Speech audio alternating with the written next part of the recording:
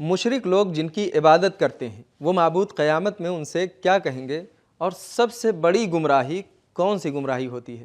آئیے ان سوالوں کے جوابات تلاش کرتے ہیں سورہ احقاف کی آیتوں میں۔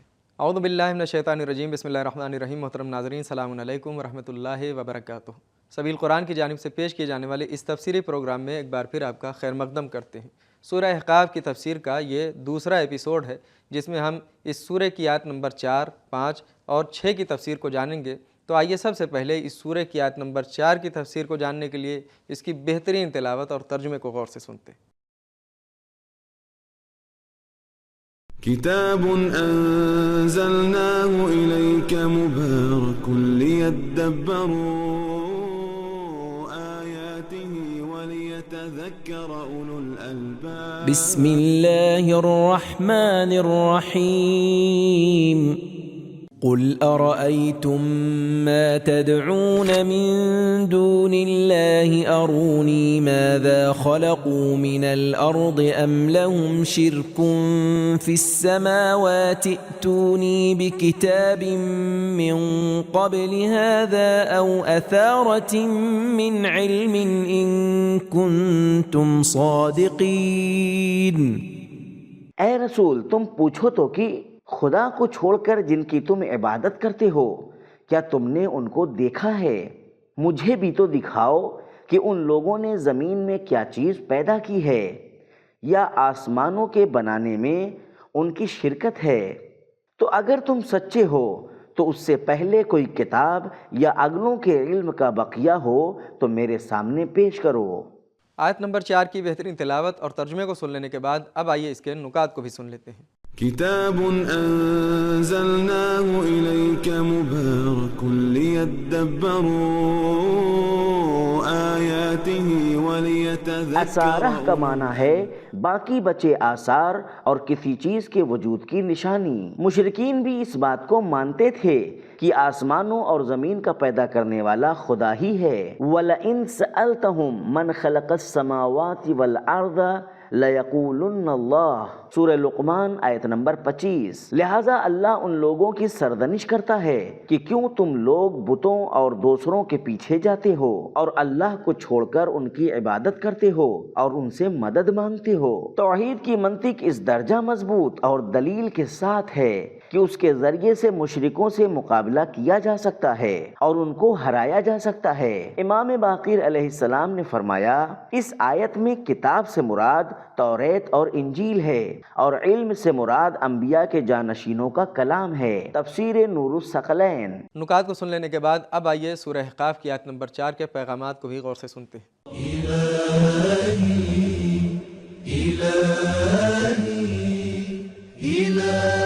پیغام نمبر 1، پیغمبر صلی اللہ علیہ وآلہ وسلم اپنی رسالت کے تمام حصے میں یہاں تک کہ مخالفوں سے بحث کرنے میں بھی اللہ کے حکم کے فرما بردار ہیں۔ نمبر 2، تبلیغ اور رہنمائی کرنے میں سوال کے ذریعے لوگوں کی فطرت کو بیدار کیا جا سکتا ہے اور ان کو سوچنے اور غور کرنے پر ابھارا جا سکتا ہے۔ نمبر 3، استقامت اور پائیداری تبلیغ کی بنیادی شرط ہے۔ کافر کے منہ پھیر لینے کے باوجود بھی تبلیغ کو نہ چھوڑیں۔ نمبر 4، عقائد کو قبول کرنے میں دوسرے کی کہی باتوں پر اکتفا نہ کریں، اسی چیز کو قبول کریں جس کو خود دیکھا اور سمجھا ہو۔ نمبر 5، پکارے جانے اور مدد مانگنے کی صلاحیت اسی موجود میں ہے جو خلق کرنے اور پیدا کرنے پر قادر ہو۔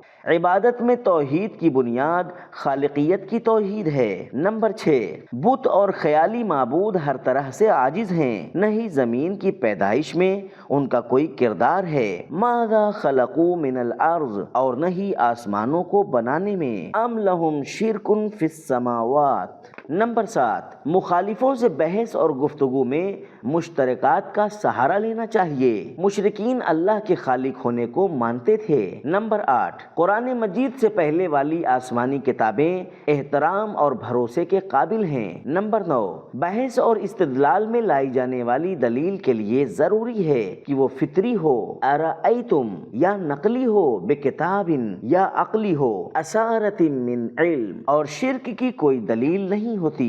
نمبر 10، کسی بھی دعوے کو پیش کرنا یا قبول کرنا منطقی اور علم و استدلال کی بنا پر ہونا چاہیے۔ نمبر 11، یادگار گزشتہ لوگوں کی باقی چیزوں اور ثقافتی میراثوں کی اہمیت اس وقت ہے جب وہ علم اور ترقی کی علامت ہوں۔ آیت نمبر 4 کی تفسیر مکمل ہو جانے کے بعد اب آئیے آیت نمبر 5 اور آیت نمبر 6 کی تفسیر کو جاننے کے لیے بھی سب سے پہلے اس کی تلاوت اور ترجمے کو غور سے سنتے ہیں۔ كتاب أنزلناه إليك مبارك ليدبروا آياته وليتذكر أولو الألباب بسم الله الرحمن الرحيم ومن أضل ممن يدعو من دون الله من لا يستجيب له إلى يوم القيامة وهم عن دعائهم غافلون وَإِذَا حُشِرَ النَّاسُ كَانُوا لَهُمْ أَعْدَاءً وَكَانُوا بِعِبَادَتِهِمْ كَافِرِينَ۔ اور اس شخص سے بڑھ کر کون گمراہ ہو سکتا ہے جو خدا کے سوا ایسے کو پکارے جو اسے قیامت تک جواب ہی نہ دے اور ان کو ان کے پکارنے کی خبر تک نہ ہو، اور جب لوگ قیامت میں جمع کیے جائیں گے تو وہ معبود ان کے دشمن ہو جائیں گے اور ان کی پرستش سے انکار کریں گے۔ بہترین تلاوت اور ترجمہ سن لینے کے بعد اب آئیے ان دونوں آیتوں کے نکات کو بھی غور سے سنتے ہیں۔ كتاب أنزلناه إليك مبارك ليدبروا آياته وليتذكر۔ سب سے بڑی گمراہی معرفت کی گمراہی ہے، اور جو شخص علیم و قدیر اور سمیع و بصیر خدا کو چھوڑ کر دوسروں کی طرف جاتا ہے وہ ایسی ہی گمراہی میں گرفتار ہے، کیونکہ غیر خدا کے پاس کسی کام کو انجام دینے کی قدرت نہیں پائی جاتی۔ اس سورہ کی آیت نمبر 5 جیسی ہی آیت سورہ یونس کی آیت نمبر 29 ہے، جس میں ارشاد ہوا ہے مشرکوں کے معبود قیامت میں ان سے کہیں گے فَكَفَى بِاللَّهِ شَهِيدًا بَيْنَنَا وَبَيْنَكُمْ إِن كُنَّا عَنْ عِبَادَتِكُمْ لَغَافِلِينَ۔ اللہ ہمارے اور تمہارے درمیان گواہ ہے کہ ہم تمہاری عبادت سے بے خبر تھے۔ کتنا فرق ہے ایسے معبود میں جو دعا سنتا بھی ہے اور قبول بھی کرتا ہے۔ ادعونی استجب لکم سورہ غافر آیت نمبر 60، اور ایسے معبود میں جو نہیں سن سکتا ہے اور نہ جواب دے سکتا ہے، من لا یستجیب لہ، اور اگر سن بھی لے تو جواب دینے کی طاقت نہیں رکھتا۔ ان تدعوہم لا یسمعوا دعاءکم ولو سمعوا ما استجابوا لکم سورہ فاطر آیت نمبر 14۔ انسان کی زندگی میں خدا اور غیر خدا کے کردار میں فرق۔ الف، انسان کی زندگی میں خدا کا کردار۔ نمبر 1، وہ انسان کا خالق ہے، خلق الانسان سورہ رحمان آیت نمبر 3۔ نمبر 2، وہ انسان اور پوری دنیا کا پالنے والا ہے، رب العالمین سورہ حمد آیت نمبر 2۔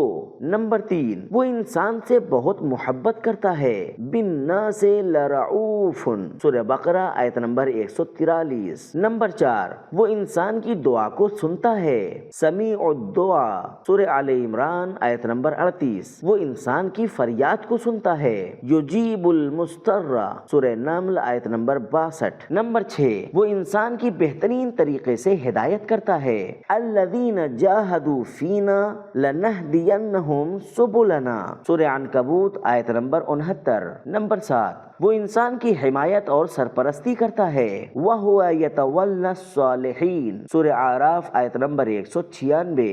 نمبر 8، وہ انسان کو ترقی اور کمال عطا کرتا ہے، یہدی الی الرشد سورہ جن آیت نمبر 2۔ نمبر 9، وہ انسان کو سکون اور اطمینان بخشتا ہے، الا بذکر اللہ تطمئن القلوب سورہ رعد آیت نمبر 28۔ نمبر 10، وہ انسان کو تعلیم دیتا ہے، الذی علم بالقلم، سورہ علق آیت نمبر 4۔ نمبر 11، وہ انسان کو وسعت اور زیادہ عطا کرتا ہے، لئن شکرتم لأزیدنکم، سورہ ابراہیم آیت نمبر 7۔ نمبر 12، وہ انسان کی بیماری کو شفا دیتا ہے، وَإِذَا مَرِضْتُ فَهُوَ يَشْفِينِ، سورہ شعراء آیت نمبر 80۔ نمبر 13، وہ انسان کے مستقبل کی امید ہے، وَالَّذِي أَطْمَعُ أَن يَغْفِرَ لِي خَطِيئَتِي يَوْمَ الدِّينِ، سورہ شعراء آیت نمبر 82۔ بے، انسان کی زندگی میں غیر خدا کا کردار۔ نمبر 1، وہ پیدا کرنے کی قدرت نہیں رکھتے،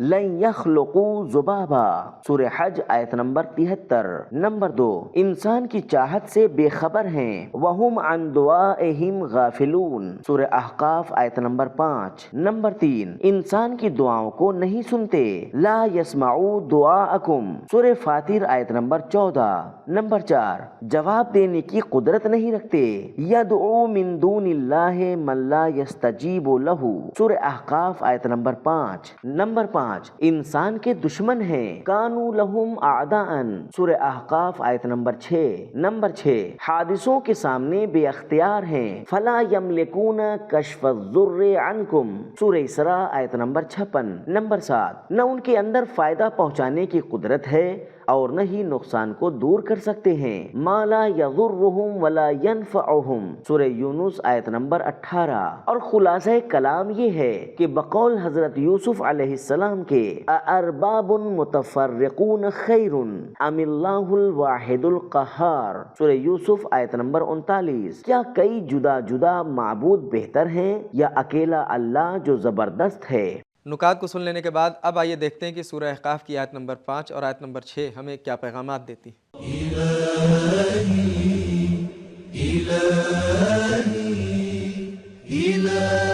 پیغام نمبر 1، فکری اور عقیدتی گمراہی انسان کی سب سے بڑی گمراہی ہے۔ نمبر 2، اللہ کی راہ کے علاوہ ہر راستہ گمراہی ہے۔ نمبر 3، لوگ دنیا کی خاطر غیر خدا کی طرف جاتے ہیں، جبکہ غیر خدا نہ صرف دنیا میں ان کی مدد نہیں کر سکتے بلکہ قیامت میں بھی ان کے دشمن ہو جائیں گے۔ نمبر 4، دنیا کے شرک آلود اور غیر الہی تعلقات قیامت میں دشمنی اور عداوت میں بدل جائیں گے۔ نمبر 5، دوسرے سے درخواست اگر خدا کی جگہ سمجھ کر کی جائے تو یہ ایک طرح کی عبادت ہے جو توحید سے مطابقت نہیں رکھتی۔ نمبر 6، خیالی معبود دنیا میں اپنے مریدوں کی عبادت سے غافل ہیں اور قیامت میں اس کا انکار کریں گے۔ تو محترم ناظرین، ہم نے سورہ احقاف کی آیت نمبر 6 تک کی تفسیر کو جان لیا اور ساتھ ہی اپنے سوالوں کے جوابات بھی جان لی۔